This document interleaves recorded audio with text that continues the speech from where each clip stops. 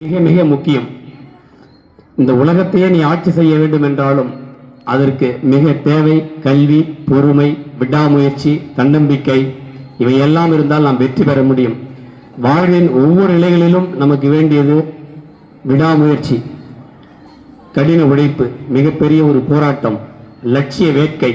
இந்த வேட்கைகளோடு நாம் போராடி கொண்டு வாழ்வின் உன்னதமான லட்சியத்தை அடைந்து நாம் பெருவாழ்வு வாழ வேண்டும். ஆசிரிய பெருமக்கள் நமக்கு மிக மிக முக்கியமானவர்கள். மாதா, பிதா, குரு, தெய்வம்.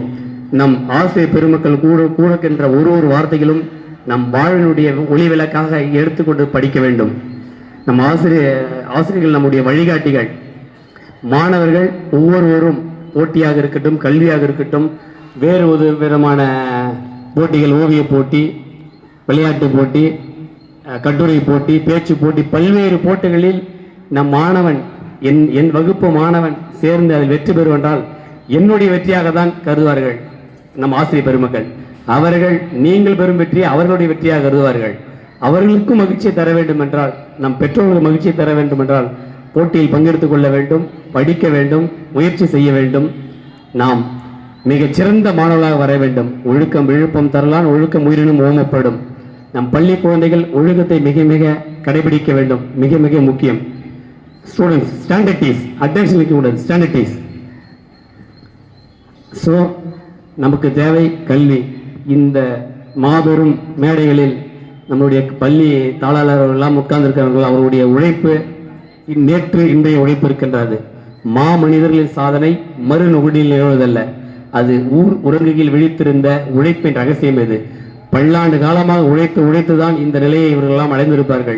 நம் பள்ளி ஆசிரியர் பேராசிரியர் பெருமக்கள், முதல்வர் அவர்கள் எல்லாம் நம்மை போல் பள்ளி கல்வியை முடித்து, கல்லூரி கல்வியை முடித்து, பட்டங்களை பெற்று, பல ஆண்டு காலம் ஆசிரியர் பணியை பெற்று இங்கே ஒரு முதல்வராக அமர்ந்திருக்கின்றால் இது போல எல்லாம் நீங்கள் லட்சிய கனவு காண வேண்டும்.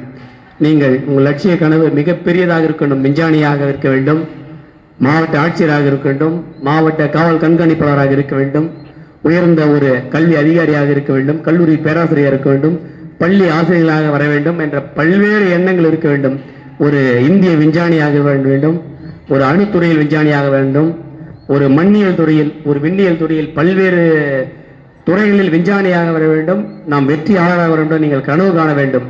அதற்கெல்லாம் இந்த விளையாட்டும் இங்கு படிக்கக்கூடிய கல்வியும் மிக பெரும் உறுதுணையாக இருக்கும்.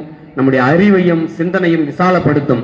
இந்த உலகத்தையே நீ ஆள நினைத்தாலும் ஆள முடியும். மாவீரன் அலெக்சாண்டர் போல் நீ என்ன இந்த உலகத்தை ஆள வேண்டும் நினைத்தால் ஆளுவாய். மாபெரும் ஒரு ஆட்சியின் குடையின் கீழ் கொண்டு வந்த மாவீரன் அலெக்சாண்டர். அதே போல் நம்ம எண்ணங்கள் எல்லாம் மிக உயர்வாக இருக்க வேண்டும், நேர்மறையாக இருக்க வேண்டும். எந்த ஒரு சிந்தனை இருந்தாலும் இது என்னால் முடியும், நம்மால் முடியும், நாம் செய்து முடிக்க முடியும். அடுத்தது தனிப்பட்ட சிந்தனை, குழு சிந்தனை என்று சொல்வார்கள். குரூப் ஸ்டடிஸ் சொல்லுவாங்க. மாணவர்கள் குழுவாக இணைந்து செயல்படக்கூடிய செயல்கள் இருக்கும். பிறருடன் ஒற்று போக வேண்டும், தனித்து இருக்கக்கூடாது. ஒரு குழு செயல்பாடுகள் இருக்கும்போது, குரூப் ஒர்க் இருக்கும்போது அனைவரும் ஒன்று கூடி செயல்பட வேண்டும்.